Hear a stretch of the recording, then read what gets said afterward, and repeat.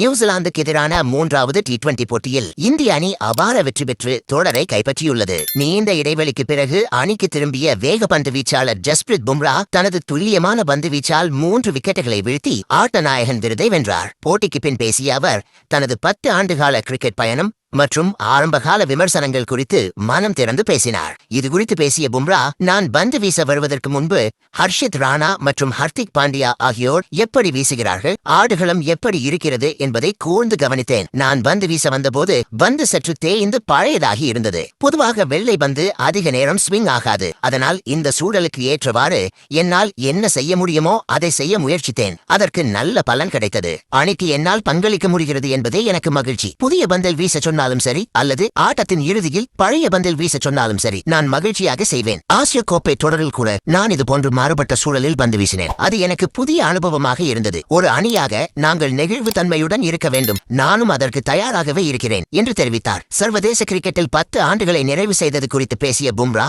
மிகவும் உணர்ச்சி வசப்பட்டார். சிறு வயதில் இந்திய அணிக்காக ஒரு போட்டியிலாவது விளையாட வேண்டும் என்றுதான் கனவு கண்டேன். ஆனால் இன்று 10 ஆண்டுகள் நிறைவடைந்துள்ளது. மகிழ்ச்சி அளிக்கிறது. நான் ஒரு ஆல்ரவுண்டர் கிடையாது, முழுமையான வேகப்பந்து வீச்சாளர். உடலில் ஏற்படும் காயங்கள், வலிகள் மற்றும் மக்களின் விமர்சனங்களை கடந்து இந்த இடத்திற்கு வந்துள்ளேன். நான் கிரிக்கெட்டிற்கு வந்த புதிதில் எனது பந்து வீச்சு முறையை பார்த்துவிட்டு இவன் 6 மாதங்களுக்கு மேல் தாங்க மாட்டான், காணாமல் போய்விடுவான் என்று பலர் கணித்தார்கள். ஆனால் இத்தனை ஆண்டுகள் நாட்டிற்காக விளையாடியதை நினைத்து பெருமைப்படுகிறேன். இது என் மகுடத்தில் மேலும் ஒரு சிறகாக அமைந்துள்ளது. இந்த பயணம் இன்னும் தொடரும் என்று நம்புகிறேன் என்று பும்ரா பேசியுள்ளார். இந்த போட்டியில் 4 ஓவர்கள் வீசிய பும்ரா வெறும் 17 ரன்களை மட்டுமே விட்டுக் கொடுத்து டிம் சீஃபர்ட், மிச்சல் சாண்ட்னர் மற்றும் கைல் ஜேமிசன் ஆகிய 3 முக்கிய விக்கெட்டுகளை கைப்பற்றியது குறிப்பிடத்தக்கது.